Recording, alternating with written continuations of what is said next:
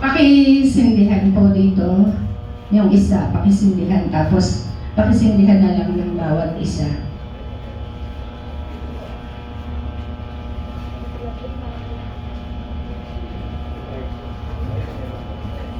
Dito kaya kayo parang masyadong malayo. Dito sa gitna.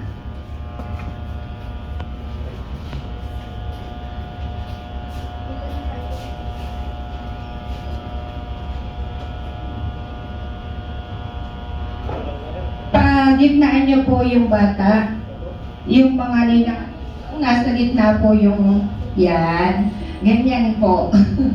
Yan. Ano nga ba ang ibig sabihin, bakit meron po kayong kandila? Pwede naman pong wala. Naghahandog din po ako ng bata na walang kandila. Ang kandila po ay sumisimbolong liwanag, nagsisilbing ilaw. At ang sabi nga, ang mga ninong at ninang ay pangalawang magulang at nagsisilbi ding ilaw sa daraanan ng kanilang inaanak. May pagkakataon na hindi nagkakaintindihan ang magulang at ang ninang at ang ninong. Pero sa pagkakataong ito ay nais kong ihabilin at sabihin sa inyo na huwag nawang magkaroon ng tinatawag na saulian ng kandila. Kung gano'n ang mangyayari, huwag na tayong magbukas ng kandila.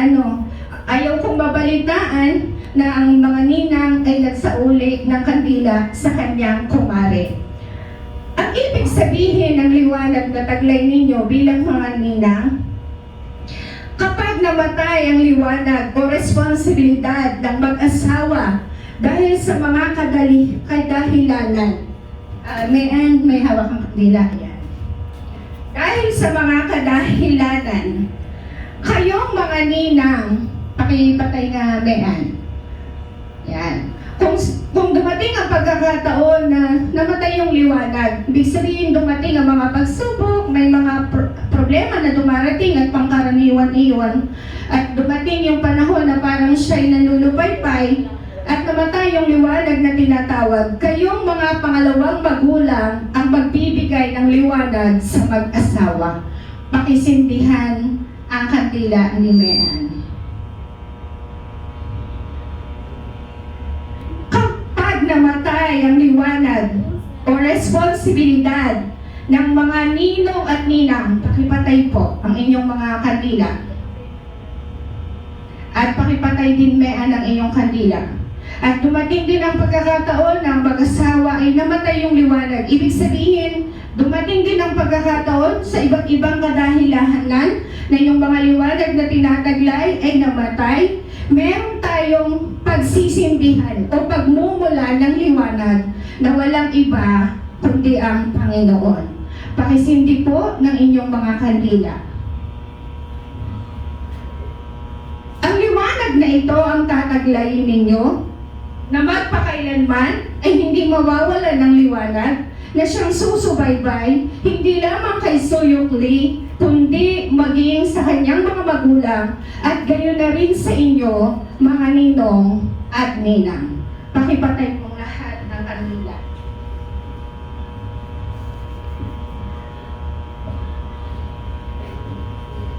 Bakit nga ba inihahandog ang bata sa Panginoon? Sinasabi po ng aklat ng Lucas, kabanatang 2, kung bakit nagkakaroon ng paghahandog, bukod sa sinasabi natin ang mga batay, handog ng Panginoon sa atin at tayo ay steward lamang ng Panginoon.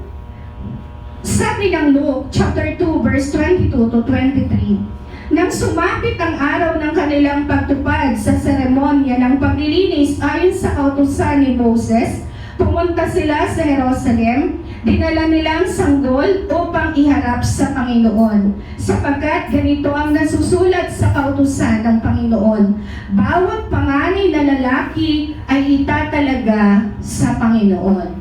Sa makatuwid, lahat ng mga bata, at hindi lang panganay na lalaki, kundi ang lahat ng mga bata ay kailangang italaga sa Panginoon, sapagkat ang Panginoon ang tunay na may-ari sa kanila.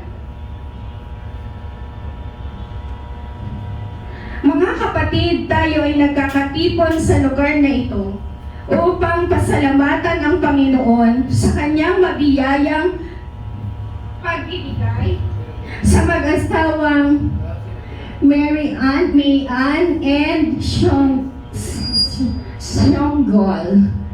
Right? Shonggol Lee. Ng kanilang anak na si Suyuk Lee. Gayon din naman upang ihandog sa Diyos ang batang ito upang sa kanyang paglaki ay makilala at mapaglingkuran niya ng buong puso ang ating Panginoon, sapagkat ang Diyos mismo ang nagdala o nagtakda ng gawain ito. Ating sinusunod ng walang pag-aalinlangan ang makatwirang tungtunin ng ating Panginoon. Maging ang ating Panginoong Hesukristo ay buong puso rin inihandog ng kanyang mga pagmahal na magulang nang siya'y 8 araw pa lamang. Yung katulad ng narinig natin kanina na mismong si Jesus Christ ay inihandog ng kanyang mga kumakatawang magulang dito sa lupa ni na Joseph at Mary, at siya'y inihandog sa Panginoon. Sa makatuwid, isang dakila at sagradong gawain ang pagtatalaga ng isang bata sa ating Diyos. So narito ang tanong para sa mga magulang bilang pagtatalaga ng inyong anak sa Panginoon. Maki-amin na lang si Shonggol. Ayan. Ang mga bata, for Mary Ann and your husband, ang mga bata ay isang handog at kayamanang mula lamang sa Diyos. Sa makatuwid, sila ay pag-aari ng Diyos. At tayong mga magulang ay naatasan lamang upang arugain, mahalin, palakahin, at hubugin sila ayon sa dakilang kalooban ng Panginoon. Bilang mga magulang, napakahalaga na lubusan nating maunawaan at maisakatuparan ang mga obligasyong nakaatang sa ating mga balikat. Mary Ann and Shonggol, kayo ba'y nangangako sa harap ng Diyos at sa harap ng kapulungang ito na gagawin ninyo sa tulong ng may kapal ang lahat ng inyong makakaya upang palakihin ang batang si Suyuk ayon sa dakilang kalooban ng Diyos para sa kanya? Kayo ba'y nangangakong magsisikap upang makapagtatag ng isang Kristiyanong tahanan na puno ng pag-ibig, kapayapaan at kasaganaan? Kayo ba'y nangangakong magpapakita ng magandang halimbawa para kay Suyuk sa isip, sa salita at sa gawa? Sa pagkakataong dumating ang panahong lumaki na at tawagin ng Panginoon si Suyuk sa isang buhay ng paglilingkod sa Diyos, hindi naman sinasadya, biglang tinawag ng Panginoon na magpastor si Suyuk. Yan. Ipinapangako ba ninyong hindi niyo siya ipagkakait? Ayan. Ito naman para sa mga ninong at ninang na napili. Para naman po sa inyong mga nagpiling ninong at ninang, bilang mga pangalawang magulang ni Suyuk, nangangako ba kayong susuporta sa mag-asawa upang ang batang ito ay lumaki ayon sa kalooban ng Diyos para sa kanya? Ba, parang hindi ko pakinig. Natakot bigla sa responsibilidad. Nangangako ba kayong ipapanalangin si Suyuk at maglalaan ng pagkakataong maituro sa kanya ang salita ng Diyos? Nangangako ba kayong magiging isang magandang halimbawa para sa kanya sa isip, sa salita at sa gawa? Para po sa mga naririto, sa mga staff na rin ng Jollibee, para po sa bawat isa na narito ngayon, kayo ba'y nangangakong tutulong sa mag-asawang ito upang si Suyuk ay lumaki ayon sa dakilang kalooban ng Diyos para sa kanya? Nangangako ba kayong inyong ipapanalangin personal na relasyon sa ating Panginoong Hesukristo at upang siya'y lumaki na mayroong pagnanais na maglingkod sa Kanya.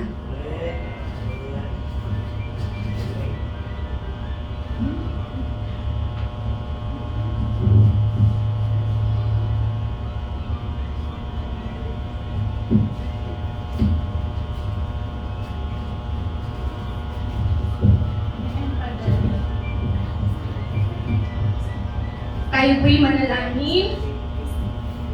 Ama naming Diyos na nasa langit, kayo po ang Diyos na nagtatag ng pamilya ayon sa iyong dakilang plano. Kami po ay dumudulog sa iyong harapan ngayon, tulad ng pagdulog ni Jose at Maria ng kanilang italagang Panginoong Hesukristo bilang pagsunod sa iyong kalooban.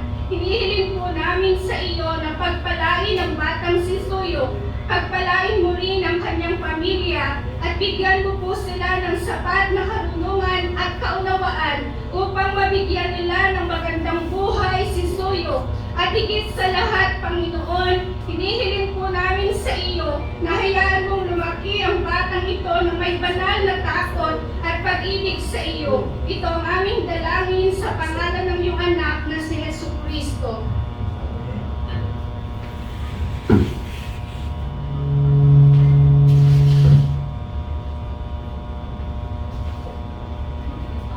Panginoon, narito po si Suyo. Inihahandog namin sa inyo. Kami na bilang katiwala, sila ng mga magulang na katiwala mo, Panginoon. Inihahandog po namin siya sa inyo upang hilingin na pagpalain niyo po ang batang ito, Panginoon. Lumaki po siyang may banal na pagkatakot sa inyo, O Diyos. Subaybayan niyo po ang batang ito, Panginoon, hanggang sa kanyang paglaki, Panginoon. Gabayan niyo po at patnubayan, bigyan ng kalusugan, kalakasan, resistensya ng kanyang katawan, at ilayo sa anumang sakit at karamdaman. Pagpalain niyo din, Panginoon, ang mga magulang ni Suyo, Panginoon. Mula sa oras na ito, Panginoon, hayaan niyo, kayo po ang magpala at sumama sa batang ito sa pangalan ng Panginoong Jesus. Amen.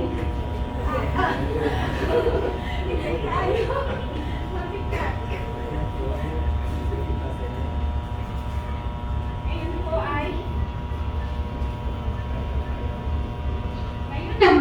ay hahawakan nyo si Suyo, ipapasa sa bawat ninang and ninong at saka ibabalik sa magulang.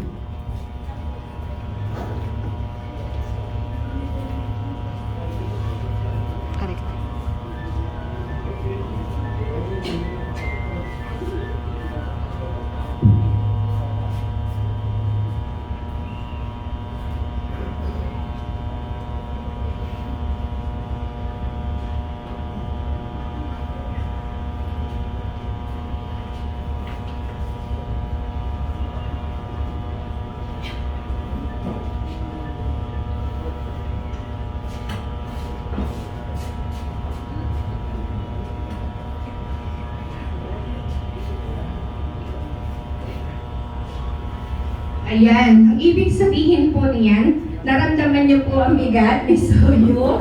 Ako naramdam ko.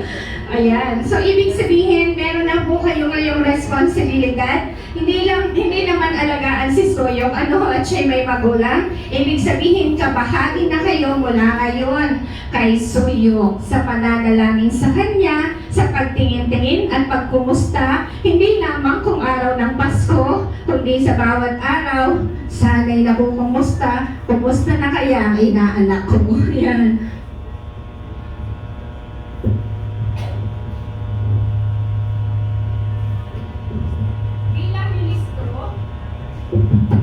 Bilang ministro ng ating Panginoon, inihahandog kita sa Diyos na malilikha, tagapagligtas, pinagmumulan ng buhay, tagapangalaga, manggagamot, Panginoon at manunubos nating lahat, sa pangalan ng Ama, ng Anak at ng Espiritu Santo. Pagpalain ka nawa, ingatan ni Yahweh, kahabagan ka nawa at subaybayan ni Yahweh, lingapin ka nawa at bigyan ng kapayapaan ni Yahweh,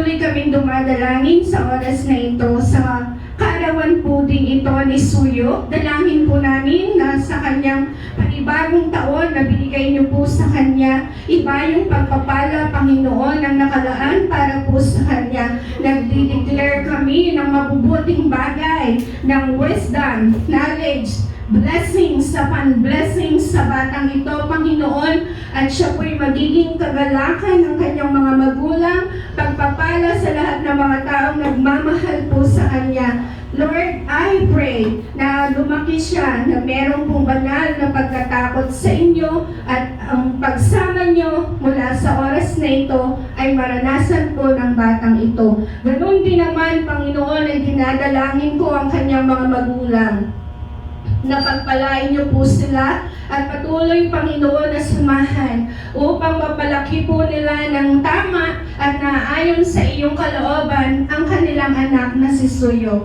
Maraming salamat, Panginoon, at dinadalangin ko din ang lahat ng tumayong pangalawang magulang para kay Suyo, Panginoon. Pagpalain niyo ang kanilang mga buhay, pagpalain niyo ang kanilang mga pamilya, Panginoon, at patuloy silang maging gabay ng kanilang pong inaanak. Maraming salamat, Panginoon, and even the staff of this establishment, Panginoon, ng Jollibee, I pray na pagpalain niyo rin po ang kanilang mga buhay sa pangalan ng aming Panginoong Jesus. Amen. Magandang hapon po and God bless.